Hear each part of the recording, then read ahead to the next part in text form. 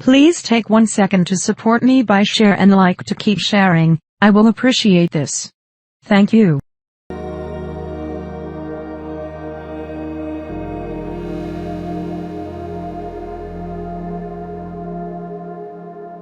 The original Industrial Revolution was driven by the discovery that you could use steam engines to do all kinds of interesting things. But that was followed by additional revolutions for electricity and computers and communications technology. We're now in the early stages of the fourth industrial revolution, which is bringing together digital, physical, and biological systems. One of the features of this fourth industrial revolution is that it doesn't change what we are doing, but it changes us. With the ability to visualize brain activity, for example, through a simple consumer-based EEG device, it gives us access to ourselves in ways that we've never before thought possible. It unlocks the black box that is the brain and enables us to really, truly be able to realize an identity that is aspirational. There's now a scientific foundation for the effects of mindfulness on the brain, on the genome, on biological aging. And when the human mind does know itself, then you get the potential for a new renaissance that restructures itself in terms of our relationship to life, our relationship to the planet, our relationship to work. We need a different economic model. And by that, I don't mean capitalism versus communism. What I'm talking about is a shift in the system along the lines of the two big changes that happened in the 20th century, Keynesianism, with a much greater focus on health and education and the role of government working with business, and then a reaction against that in late century to neoliberalism, where the focus was on free markets, freedom of the individual, and getting governments out of the way. We need a shift to a new system that will allow us to meet the basic needs of every human on the planet, that will live within planetary means, that will be fairer, and that will be focused as its key goal, not on growth per se, but on maximizing human well-being. And history tells us that a values shift is triggered by creation of a new story about how we want to live. I see the circular economy as something which fits very closely with mankind's goal to be innovative and creative and to always progress. We can use asset tracking, we can use IT, we can use 3D printing to enable this different economic model to recover materials, feed them back into the economy, and really to decouple growth from the resource constraints we have. The reason we live in cities is not different today than it was 10,000 years ago. Even if we have got networks connecting us, we still want to have places where we meet in person. So this means the place where we work and the place where we live are much closer to each other, a city where we don't need to have big supply chains in order to produce things, where many things can be sourced locally thanks to 3D printing and robotics. So if we're able to do something to transform cities, to make them more efficient, then the impact can be huge. Think about the prospect of getting rid of plastics. We must not only be inspired or informed by nature, but actually use natural organisms with which to design products and building parts. Only instead of varying material properties, we're varying biological functionality. Design is critical today because it's the first signal of human intention. So the question of adding quality to quantity, it isn't a matter of simply circulating things that are potentially toxic. It's circulating things that are safe and healthy for all generations. So the goal is no longer, I want to be less bad, less monotonous, less unsafe, less unjust. It's really about a diverse, safe, healthy, and just world with clean air, clean water, clean soil, clean energy. Together we are fighting to preserve our fragile climate from irreversible damage and devastation of unthinkable proportions. If we think about the original Industrial Revolution, it was an energy revolution. I like to think of it as a kind of bookending of a period in human history during which we used fossil fuels, and it worked very well for us for a long time. But now we have to bring that to an end. We have energy technologies that can power our civilization: solar, wind, biomass. So then the question is, well, how do we get grid integration? Maybe the wind is blowing in Denmark, the sun is shining in Germany, and now you can move that electricity through an integrated grid. You can supply energy to everyone who needs it, and you can supply energy at all times.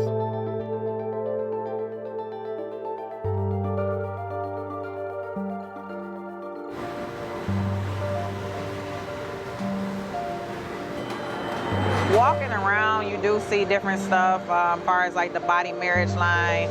They use a lot of things that help them lift up and move things to the car. You just sit there and, you know, program something, and it has its own set mind to go ahead and do everything. And then as humans, we just come in and take the extra steps to help the technology. It's not the cure-all for everything. There's definitely a lot of things where people perform the operation better, but certainly for the right applications, robotics are a huge improvement for the process. The projection of 5 million jobs lost by 2020 to technology is serious, but it's not the main question. Construction, manufacturing, services, public health and education, these industries will still exist. The main question is, what will be the future of work? How will we define work? How will we share the wealth? From the viewpoint of the labor or jobs, now we really need new education or new training. We're working with a World in Motion in FIRST Robotics, trying to encourage students from 3rd grade all the way up through the end of high school. We had students make sailboats, and then we had them race them, and so they could see how quickly they could move. And they immediately went back and started to say, oh, I saw what happened, I'm going to go change this or that. And that was 3rd graders.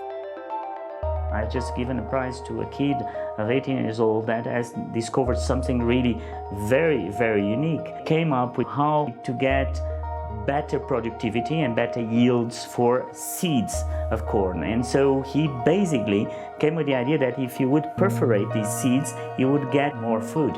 And you think about it and say, but he didn't go to university. So how does he get all that knowledge? And he told me, I've been watching YouTube since the age of 12, and I'm so interested that I've seen everything about it. I've read everything about it. The world is really open to learning. The thing is, how do you give the incentive to your kids to do that? It's this ability of digital technology to change outcomes, to truly empower people all over the world that can create a more equitable growth, because I think the world needs that. Fourth industrial revolution has the potential to make inequalities visible and to make them less acceptable in the future, and hopefully to gather and garner political support to take the necessary decision to reduce the gap. Humans have always been using tools, but because of the recent advances in technology, we're beginning to have machines that can augment us in all sorts of interesting ways. I was the first person in the world to be able to voluntarily move my legs while stepping in a robot by exciting the nervous system using electrical stimulators directly onto the spine. We believe that a cure will be possible if enough of the right people have the will to fast-track a cure for paralysis.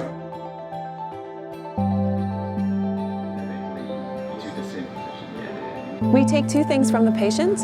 First, we take a three-dimensional X-ray, and we extract the three-dimensional data out of that so we can make a perfectly shaped puzzle piece. And then we also take a sample of fat tissue from the patient so that we can extract the stem cells out of those. And we use those stem cells with this three-dimensional scaffold that we fabricate, and after 3 weeks, we have a piece of living bone that's ready for implantation. Being able to use genome editing to understand the genetic changes that lead to cancer, and technologies like drug delivery, getting molecules into particular types of cells. There's a lot of excitement about being able to move much more quickly on this disease.